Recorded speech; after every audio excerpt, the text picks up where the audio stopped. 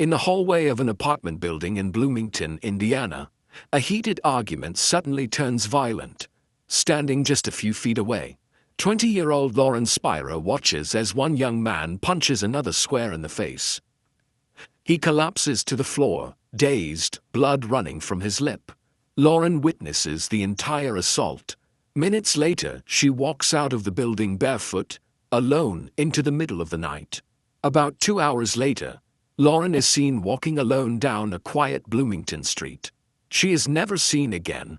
15 years have passed. No body, no arrest. No one has ever been officially named as a suspect. Only 4 young men who were with Lauren during her final hours, and every one of them hired a lawyer before investigators had the chance to ask their first question. This is the disappearance of Lauren Spierer. Scarsdale, New York. An affluent suburb located about 25 miles, 40 kilometers, north of Manhattan. This is where Lauren grew up with her father, Robert Spierer, an accountant, and her mother, Charlene. In 2009, she enrolled at Indiana University in Bloomington, where she studied apparel merchandising. According to her family and friends, Lauren was outgoing, creative, and had a rare ability to make everyone around her feel welcome. Many of her closest friendships began long before college. While attending Camp Towanda, a summer camp in Pennsylvania, she met her future boyfriend, Jesse Wolfe, and close friend Jay Rosenbaum. Years later, all 3 would enroll at Indiana University together.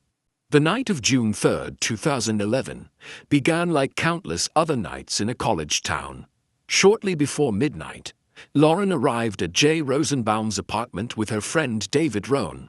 At 1:46 a.m., she left the apartment with Corey Rossman, Rosenbaum's neighbor, and the 2 walked to Kilroy's sports bar. At 2:27 a.m., a surveillance camera captured them leaving the bar together. By then, Lauren was heavily intoxicated. She had accidentally left both her cell phone and her shoes inside the bar. She walked out onto the patio barefoot and never returned to retrieve either of them. One detail from Lauren's medical history would later become critically important. She had been diagnosed with long QT syndrome, a rare heart condition that can trigger a fatal cardiac arrhythmia. According to witnesses, including Jay Rosenbaum, Lauren had consumed not only alcohol that night, but possibly cocaine and crushed Klonopin tablets as well. A combination that, in someone with her condition, could potentially cause sudden cardiac arrest even without any outside intervention. Barely able to stay on her feet, Lauren is helped back toward her apartment building at Smallwood Plaza by Corey Rossman. At approximately 2:30 a.m., a surveillance camera captures the 2 arriving at the entrance. As they approach, a passerby named Zach Oakes notices Lauren's condition and asks if everything is all right. It is here, in the hallway of Smallwood Plaza, that an incident occurs which remains unexplained to this day. A young man named Zach Oakes suddenly punches Corey Rossman in the face. Some reports have suggested the confrontation may have been linked to rumors surrounding Lauren's relationship with her boyfriend, but no official motive has ever been established. The punch is so forceful that Rossman's attorney would later claim his client suffered a concussion and partial amnesia, leaving him unable to remember what happened for the rest of that night. Think about that for a moment. One of the 4 people known to have been with Lauren during her final confirmed hours suddenly remembers nothing after being punched in the face. According to his attorney, Corey Rossman suffered a concussion and partial amnesia. Investigators have long said that this missing piece of the timeline made it far more difficult to reconstruct exactly what happened that night. The next confirmed stage of Lauren's timeline takes investigators to the townhouse where Corey Rossman lives with his roommate, Mike Beth.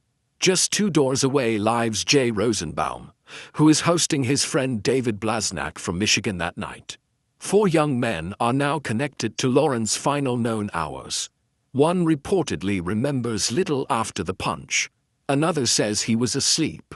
That leaves Mike Beth and Jay Rosenbaum as the primary witnesses to everything that happened next. According to Beth, Corey became sick on the staircase, so he helped him to bed. Beth then tried to persuade Lauren to stay the night for her own safety, but she refused and insisted on leaving. At around 3:30 a.m., Mike Beth calls Jay Rosenbaum and asks him to come help with Lauren. Rosenbaum later says he noticed a bruise beneath one of her eyes, though Lauren herself could not explain how she got it. Around 4:30 a.m., according to Rosenbaum, Lauren decides to walk home despite his attempts to convince her to stay. He says he watched her turn at the intersection of 11th Street and College Avenue before she disappeared from sight. If his account is accurate, this is the last confirmed eyewitness sighting of Lauren Spierer alive. Several hours later, Lauren's boyfriend, Jesse Wolfe, who had stayed home throughout the night, sends her a text message. The reply doesn't come from Lauren. Instead, it comes from an employee at Kilroy's. Lauren's phone had been left behind at the bar. Wolfe immediately contacts police. The following day, Lauren's parents board the first available flight to Indiana. Within days, a Twitter account called News on Lawrence begins sharing updates, quickly attracting thousands of followers and turning what began as a local missing person case into national news. Hundreds of volunteers join the search. In August, investigators and the FBI spend 9 days searching a landfill nearly 60 miles from Bloomington. They find nothing. This is where the case takes a turn that will shape the investigation for years to come. None of the 4 young men agrees to take a police polygraph examination, and each hires a separate attorney within days of Lauren's disappearance. Legally, neither decision is evidence of guilt. Defense attorneys routinely advise clients to decline polygraph tests and obtain legal representation in high-profile cases. But to Lauren's parents, it looked very different. I don't believe this was a random abduction, Charlene Spierer would later say. I believe someone Lauren knew was involved in what happened that night. Determined to find answers, Lauren's parents hire private investigator Bo Dietl and file civil lawsuits against Corey Rossman, Jay Rosenbaum, and Mike Beth. They argue that the 3 young men continued giving alcohol to Lauren despite her obvious level of intoxication and failed to ensure she got home safely. Between 2013 and 2015, the courts dismiss each lawsuit. The judges conclude there isn't enough evidence to determine whether Lauren's disappearance was a foreseeable consequence of her intoxication or the result of something else entirely.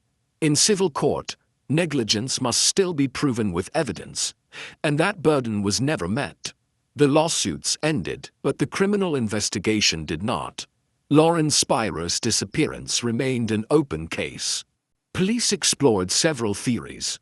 One was that Lauren suffered a fatal medical emergency or overdose, and that someone panicked and concealed her body. Private investigator Bo Dietl publicly dismissed that idea, arguing that drug and alcohol use was common on campus and wasn't enough to explain such a cover-up. Investigators also considered the possibility of an abduction by a stranger. In 2015, after Indiana University student Hannah Wilson was murdered, police examined whether the 2 cases were connected.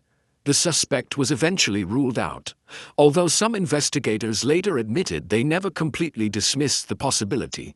In 2016, the FBI and local police searched a property in Martinsville linked to another suspect. Cadaver dogs alerted investigators, the property was excavated, and a white pickup truck was seized for forensic testing. Once again, the search produced no evidence connected to Lauren. One by one, every promising lead reached the same dead end. No body, no physical evidence. The mystery remained unsolved. In 2024, 13 years after Lauren disappeared, journalist Sean Cohen published College Girl Missing. Cohen had covered the case from its very first week and remained in contact with Lauren's family ever since. For the first time, the family opened the files from their private investigation. Cohen also achieved something no reporter had before.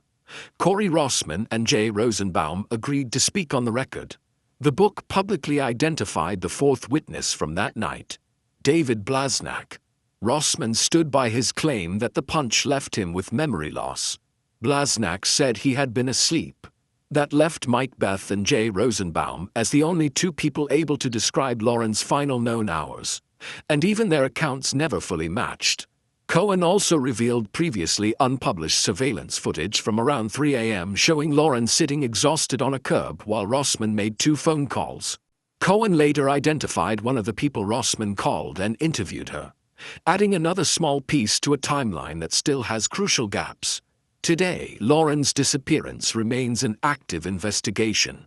Police have received more than 3,500 tips, but none has led to Lauren. Her family still runs findlauren.com, still offers a reward, and every June 3rd repeats the same message. If you know anything about what happened to our daughter, please come forward. 13 years later, the questions remain. The unexplained bruise beneath Lauren's eye. The punch just minutes before she vanished. 4 witnesses whose stories never completely aligned. And a mystery that, despite years of investigation, still has no answers. Before you go, one question: what stays with you the most? The unexplained bruise, the punch, or the conflicting accounts from the last people known to have seen Lauren alive? Let me know in the comments. And if you want more true crime stories told through the evidence, not the rumors, subscribe for the next case. If you believe forgotten cases deserve answers, subscribe and turn on notifications. And if this story moved you, share it. After 13 years, someone out there may still know the one piece of information that changes everything.